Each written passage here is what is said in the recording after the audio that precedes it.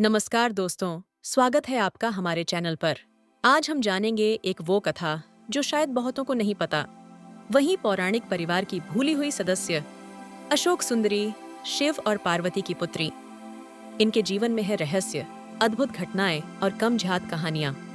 तो वीडियो अंत तक जरूर देखें। पांडवों की कहानियां तो सुनी होंगी, लेकिन ये कथा है कल्पवृक्ष की। शिव और पार्वती जब कैलाश से नंदनवन गए थे, पार्वती ने अपनी अकेलापन की बात कही। कल्पवृक्ष, जो हर इच्छा पूरी करता है, से उन्होंने कहा, मुझे एक पुत्री दीजिए। और उसी वृक्ष से जन्मी अशोक सुंदरी, जिसका नाम हुआ शोक रहित सुंदरी, यानी शोकार्त मन को सुख देने वाली। वर्णन के अनुसार उनके शरीर की सुंदरता कमलपदी जैसी आभा आकर्षक और संयमित थी। होंठ, नाभि, नख, सब कुछ दिव्य। ये सौंदर्य वही नहीं, आध्यात्मिक सुंदरता थी। अशोक सुंदरी कैलाश से हटकर नंदन वन में रहती थीं, देवदूतों की संगति में। एक कमझात घटना बताती है कि जब गणेश जी का सिर काटा गया, तो छोटी अशोक सुंदरी डरकर नमक की बोरी के पीछे छिप गई थीं और पार्वती के क्रोध में नमक में बदल जाने की श्राप भी सहन किया। लेकिन गणेश जी की पुनर्जीविता पर वो वापस लौटी। इसी कारण नमक संबंधित उनकी पूजा भी चली आती है।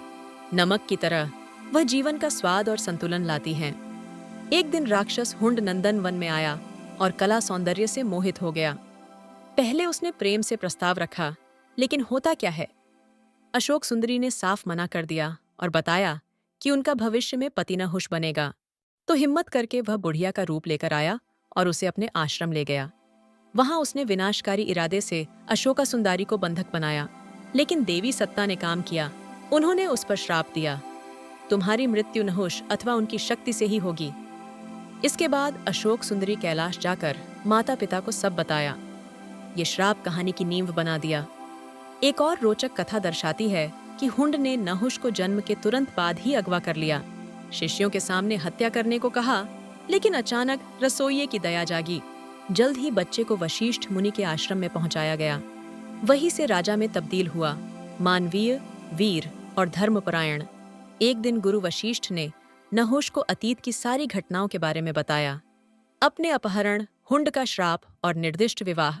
और नहुष ने धर्म, वीरता से हुंड का वध किया।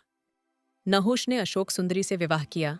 यह विवाह वशिष्ठ आश्रम में संपन्न हुआ, विद्वानों और देवताओं की उपस्थिति में।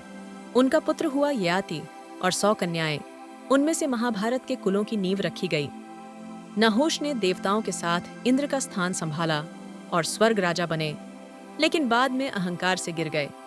अगस्त्य आर्षि के श्राप से सर्प रूप में बदल गए और अंत में युधिष्ठिर ने उन्हें मुक्ति दिलाई। अशोक सुंदरी न सिर्फ शिव पार्वती की बेटी हैं, वे शोक दूर करने और आशा जगाने की प्रतिमूर्ति हैं। इनकी कथा हमें सिखाती है, अकेलेपन को सुंदरता, शक्ति और परिवार से बदला जा सकता है। युवा शक्ति, संकल्प और स्त्री निर्णय की महत्ता। पिता पुत्र, पति पत्नी, गुरु शिष्य, इन रिश्तों में आदर और न्याय की नीति। नमक श्राप की कथा। गणेश जी के सिर कटने पर नमक की बोरी में छिपना, नमक संबंधित पूजा होती है। कल्प वृक्ष के समर्पण, मिट्टी की मूर्ति बनाकर फल की अनुभूति, इनमें आध्यात्मिक रूप से संदेश है। नमक जैसे जीवन साधकों में अशोका सुंदरी की ऊर्जा और कल्पवृक्ष की शक्ति। दोस्तों, कल्प वृक्ष से जन्म, नमक श्राप की अनूठी घटना, हुंड नहुष संघर्ष, विवाह और संतान। हर चरण में नेकी विरोध पराजय की कहानियां हैं। इनसे ये संदेश मिलता है कि शांति, पुण्य और आत्मविश्वास सबसे महत्वपूर्ण है। अगर आपको यह वीडियो अच्छा लगा तो लाइक शेयर जरूर करें, और वही जो मेरे चैनल पर नहीं है, सब्सक्राइब करें। नीचे कमेंट में बताइए, आपको अशोक सुंदरी की कौन सी घटना सबसे रोचक लगी? क्या आपको कोई कथा और बतानी है?